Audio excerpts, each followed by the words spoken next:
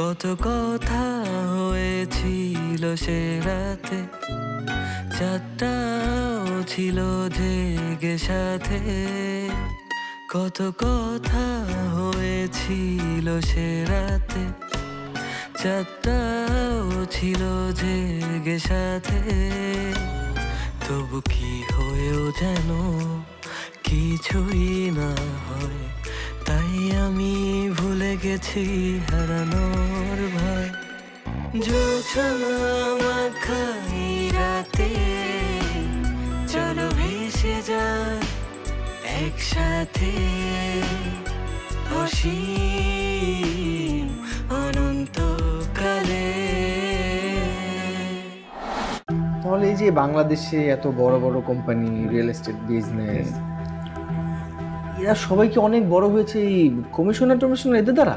আমার এই স্বপ্নের প্রজেক্টটায় যদি তুমি পাশে না থাকো, যদি সরে যাও কিংবা কমিশনারের পক্ষ নিয়ে কাজ করো, তাহলে তো এটা আমার হাতছাড়া হয়ে যাবে। বাবার কথা যদি কখনো মনে পড়ে, স্ট্রেট যায় নামাজে দাঁড়ায় করবা, বাবার জন্য দোয়া করবা, দেখবা মনটা ভালো হয়ে যাবে। তুই না দিন দিন কেমন জানি জিলাপির পেঁচের মতো কথা বলা শিখছিস। আর তোর সমস্যাটা কোথায়? কোথায়? সমস্যা তোর মাথায়। ঠিক আছে যা, সমস্যা আমার মাথায়। খুশি? আচ্ছা, কালকে ভার্সিটিতে যাবি না? যাবো না, ভালো লাগছে না কোথাও যেতে। তাহলে আমার বাসায় আসলি কি করে?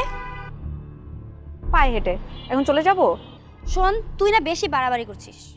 নূর, আমার জীবনের মতো ভয়ঙ্কর কোনো অতীত যদি তোর জীবনে থাকতো, তাহলে তোর এরকম মুহূর্তে মুহূর্তে মন খারাপ হতো। কি উল্টাপাল্টা কথা বলছিস? তোর জীবনে কি এমন দুর্ঘটনা আছে? থাকছে, সব কথা বাদ দে, তোর কথা বল। শোন, মানুষের জীবনটাই এমন, নানান ঘটনা দুর্ঘটনা নিয়েই মানুষ বেঁচে থাকে। তুই এমন কোনো মানুষ পাবি যার জীবনে দুর্ঘটনা নেই, শুধু ঘটনাই আছে? আচ্ছা, তুই ওসব ছাড়। কিরে, এত বড় দীর্ঘশ্বাস ফেললি? তোর দীর্ঘশ্বাস দেখে তো মনে হচ্ছে আমি উড়ে যাব তোর দীর্ঘশ্বাসে।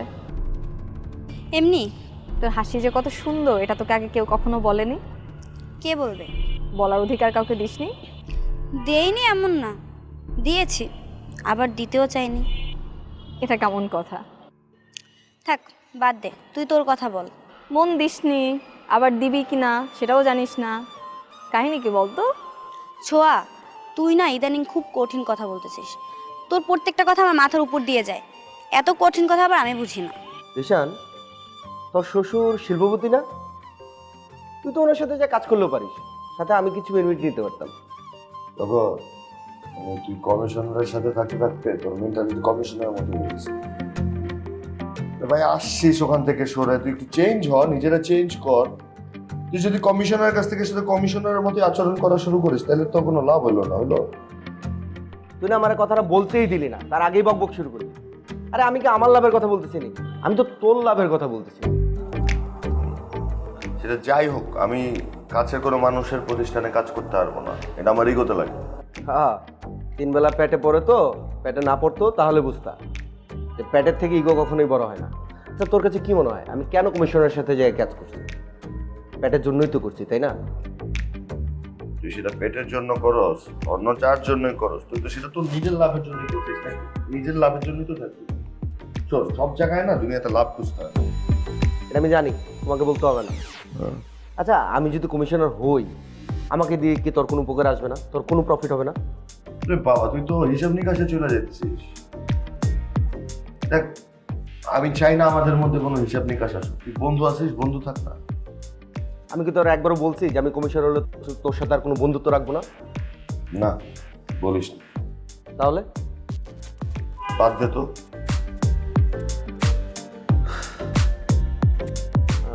চল, বাইরে চল, মামার দোকানে যাই, চাটা খাই। চা খাইতে বাইরে কেন চাইতে হবে? বাসায় চা নাই? হ্যাঁ, ঠিকই বলছো। বিয়ার পরে আর এখন আর মামার দোকানে যেতে মন চায় না, বাইরে যেতে মন চায় না, ভাবির হাতে চা নাস্তা ছাড়া আর কিচ্ছু খাইতে মন চায় না। খাবার বললো মানে ভাবি রাতের চা নাস্তা ছাড়া কিচ্ছু খেতে মন চায় না। আমি যখন আমার বউর সাথে থাকি তখন ওর মতো করে থাকি, যখন আমি আমার মতো করে থাকি আমার মতো করে থাকি। আমার বউর সাথে থাকি বললাম মানে এই না যে আমার জীবন থেকে আমি সবকিছু বাদ দিয়েছি। তাহলে তো বন্ধু এটা বলতেই হয়, পুরুষ মানুষ বিয়ের পরে নাকি মুখোশ হাতে নিয়ে ঘুরে। মুখোশ হাতে নিয়ে ঘুরে না, মুখোশ পইরাই থাকে। এই তুই বস, আমি একটু রেডি হয়ে আসি, তুই ঠিক আছে। চা খাবো।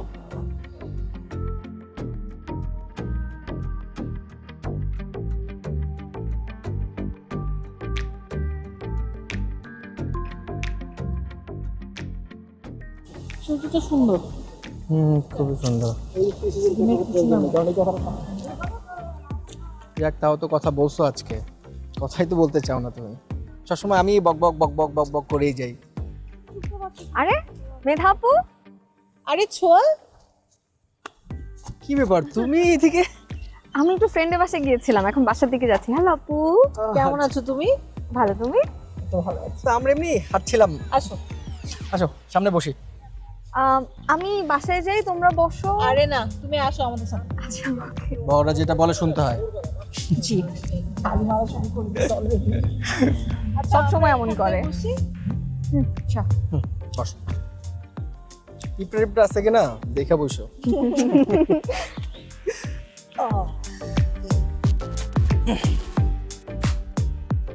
তারপর ছোল, তোমার পড়াশোনা কেমন চলছে? ভালো আপু, তোমাদের টম এন্ড জেরির মতো ঝগড়া বন্ধ হয়েছে নাকি এখনো চলছে? আমার এই কমিউনিটির মতো ঝগড়া মানে কি? তোমার ভাইয়া বলতে চাচ্ছে যে আমি সারাক্ষণ ঝগড়া করি আর তোমার ভাইয়া চুপচাপ থাকে? এই তুমি চুপ আছো কেন? তুমি কথা না আমি কথা কখন বলি বলো? ভাইয়া অনেক ঝগড়া করে, অনেক ঝগড়ুটে। আচ্ছা, তুমি আবার ভাইবো না যে আমি বলছি যে আমাদের মধ্যে ঝগড়া। আমি কিন্তু বলি নাই, বলছি বলো আমাদের মধ্যে কোনো ঝগড়া হয় না, আমরা একদম ঠিকঠাক আছি। কি কাহিনী কিছু বলো তো স্যার, তোমাকে ও প্রশংসা করার জন্য কি কি ঘুষ দিয়েছে? ভাইয়া অনেক ঝগড়া করে, ভাইয়া অনেক ঝগড়ুটে। আমি জাস্ট বললাম যে তোমরা এরকম টম এন্ড জেরির মতো সবসময় ঝগড়া কেন করো? ঝগড়া করার কথা। আমি কিন্তু বলি নাই ওকে আমরা ঝগড়া করি, বাই দ্য ওয়ে। তোমার মুখ দেখলেই বুঝে যে তুমি অনেক ঝগড়া করো। আপু কত সুইট দেখো। আপু সুইট। হ্যাঁ, এখন আপুর পক্ষে চলে গেল না? আমি যে এত কিছু তোমাকে মানে বুঝাইলাম, শিখাইলাম, কিছু তোমাকে বুঝাইলাম, শিখাইলাম, মানে ও আমার মানে সাজেশন নিতে আসে না, তখন আমি ওকে অনেক কিছু শেখাই। তো আমার পক্ষে থাকা উচিত ছিল না ওর? অনেক কিছু ঘুষ দেওয়া হয় আর কি। আমি কিন্তু এখনো তোমার কাছ থেকে একটা গিফট পাই। ও হ্যাঁ, আমি তো ভুলে গেছিলাম, মনে করে দিছো, ভালো হয়েছে। আমি দিয়ে দিব তোমাকে, আজকে দিয়ে দেবো, যাও। সত্যি দিবে? একদম সত্যি। আর যদি না দাও তাহলে তোমাদের টম এন্ড জেরি ঝগড়াটা আমি আবার লাগিয়ে দিব। নেক্সট টাইম থেকে এরকম কাজ করা যাবে না, বুঝছো? শিক্ষা পেয়েছো? আচ্ছা শোনো না, তোমরা থাকো, আমার একটু বাসায় যেতে হবে। আচ্ছা ঠিক আছে। তোকে বললাম ফুচকা খাওয়াবো। হ্যাঁ খুব খাওয়াচ্ছ তুমি, সে কখন থেকে বসে আছি। ওকে ঠিক আছে, যাও। Bye bye, Okay. দেখা হবে ইনশাআল্লাহ। বাই, দেখা হচ্ছে তোমার সাথে পরে। আল্লাহ হাফেজ আপু। গিফটটা কিন্তু নিতে ভুলো না। অবশ্যই, এই গিফট দিবা। চলো ঝগড়া শুরু করি। আমি জোকিং। তো মেয়েটা কিন্তু সুইট আছে, তাই না? না মানে ওইভাবে বলি নাই যেভাবে। কি যে বলেন না ভাই, এত লক্ষ্মী একটা মেয়ে আমি আমার ঘরে মেয়ে করে এনেছি, আমি কি খারাপ থাকতে পারি? সবে আপনাদের দোয়া বিয়ান। খুব ছোটবেলায় আমার ছেলে মেয়ে দুটো ওদের মাকে হারিয়েছে। তারপর থেকে আমি বাবা, আমি মা হয়ে ওদের বড় করেছি, খুব আদর যত্নে বড় করেছি। ওদের জন্য আমি জীবনে আর সংসার করিনি।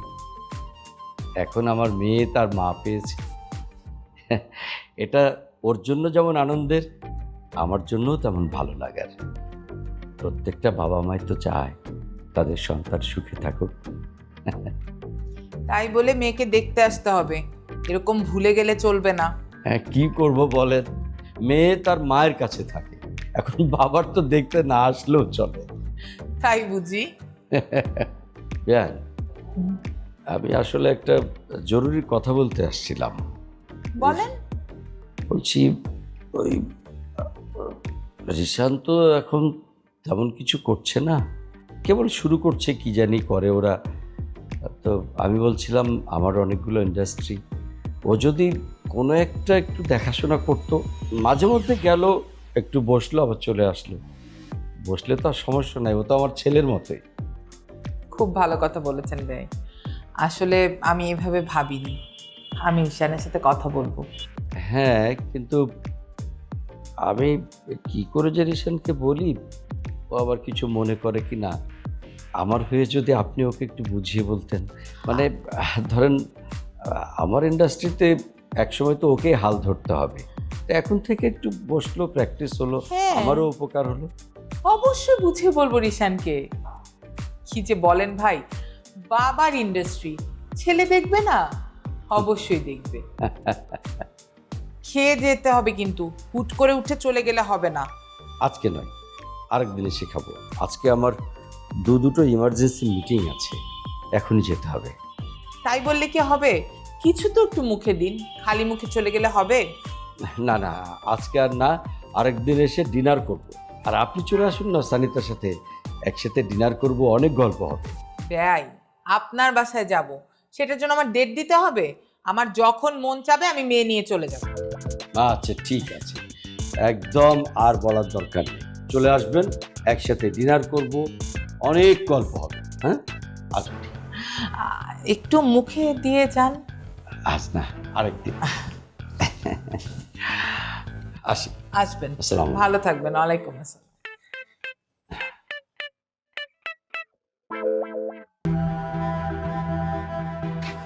রে সাত সকালে কিছু না বলে হুটহাট? তোর বাসায় আসতে কি আমার দাওয়াত নিয়ে আসতে হবে? না, আমি তো তা বলি নাই। তো কি অবস্থা? এই তো চলছে। রিশান, তুই কি জানিস আমি এখন আর কমিশনারের সাথে কাজ করছি না? তাই নাকি? হ্যাঁ, আমি মাথায় একটা প্ল্যান করেছি। আমি ভাবছি এবারে কমিশনারের নির্বাচনটা আমিও করব। বাহ, তাহলে তো ভালো হয়। তোর কাছে এসেছিলাম ছোট একটা আবদার নিয়ে। তোদের এই বাসাটা অনেক পুরাতন হয়ে গেছে। আমি চাচ্ছিলাম কি তুই একটা ভালোবাসায় থাক। শোন টগর, নিজের ঘর খড়কুটা হলেও ভালো। তা ঠিক আছে, কিন্তু বিল্ডিংটা অনেক পুরাতন, আর বাংলাদেশে যে হারে ভূমিকম্প হচ্ছে তাতে তো তোর জন্য ওই জায়গাটা নিরাপদ না। হ্যাঁ, আমার জন্য নিরাপদ না। ইনফ্যাক্ট ঢাকা শহরের কোনো মানুষের জন্যই ঢাকা শহর নিরাপদ না। ভালো বলেছিস। আমার কাছে না একটা ভালো ডেভেলপার কোম্পানি আছে। তোদের এই জায়গাটা ওই ডেভেলপার কোম্পানিকে দিয়ে দিই। ওরা 50% নিল, বেচা কেনা করে কিছু প্রফিট নিল, আর তোরাও 50% নিয়ে নিলি। তোদের জন্যও নিরাপদ। কি বলিস, ভালো হয় না? একদমই ভালো হয় না। এখানে মানে ভালোর কিছু নাই। আমি তো তোকে আগেই বলছি, নিজের খড়কুটা হইলেও ভালো। ঠিক আছে, তারপরও চিন্তা করে দেখ, সময় নে, ভাব। মানে সময় না, আরও কিছু নাই, ভাবারও কিছু নেই, চিন্তা করারও কিছু নেই। বাসাটা দিচ্ছি না, ব্যাস। বাদ দে, ভাবি কই? ভাবিকে দেখছি না যে, বাসায় আছে নাকি? তোর ভাবি গেছে তোর ভাবির বাপের বাড়ি, বিকেলে আসবে। থাক, তখন দেখা হবে না। তুই যদি বলিস আমি বিকালে আসতে পারি, এসে ভাবির সাথে ওই ব্যাপারটা নিয়ে শেয়ার করতে পারি। শেয়ার করাতে তো কোনো প্রবলেম নাই, কিন্তু তাতে করে আমার ডিসিশন পাল্টে যাবে না। আচ্ছা রিশান, তুই কি আমাকে কমিশনার ভাবছিস? তোর মতো স্বার্থপর মনে হচ্ছে তোর কাছে? বাট আমি তোর বন্ধু, সেই ছোটবেলা থেকে একসাথে আমরা দুইজন বড় হচ্ছি। আমি জানি। বাদ দে, বল কি হালচাল?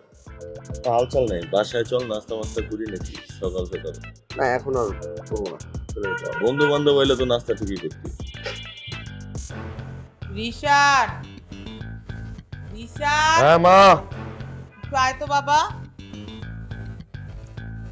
হ্যাঁ মা, বলো। তোর সাথে না একটা বিষয় নিয়ে একটু কথা ছিল। বলো না।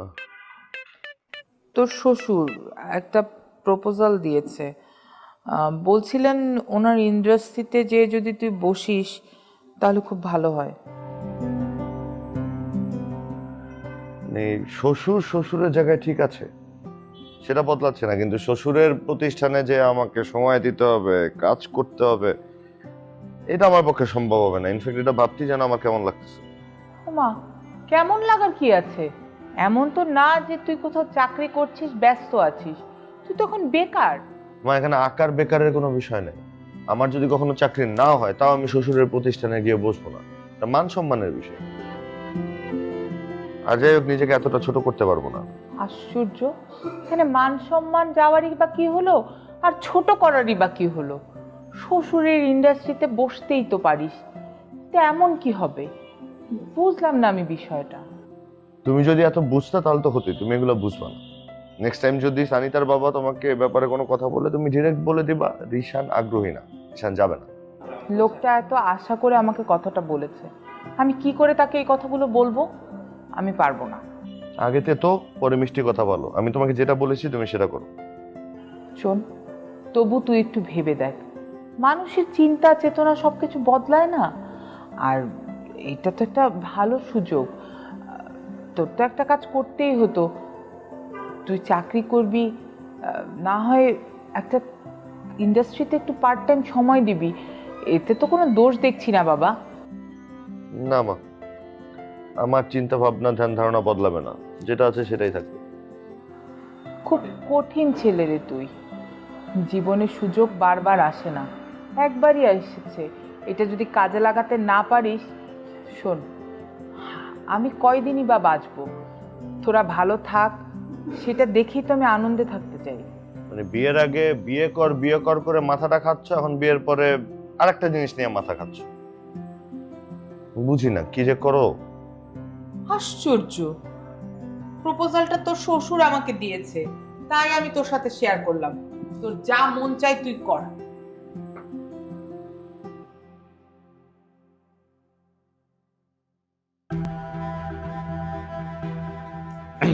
কে? ওয়ালাইকুম আসসালাম। তোমাকে তো ঠিক চিনলাম না, কে তুমি? আঙ্কেল আমি টগর, আমি রিশানের ফ্রেন্ড আঙ্কেল। ও আচ্ছা, বসো বসো। তা আমার কাছে কি মনে করে?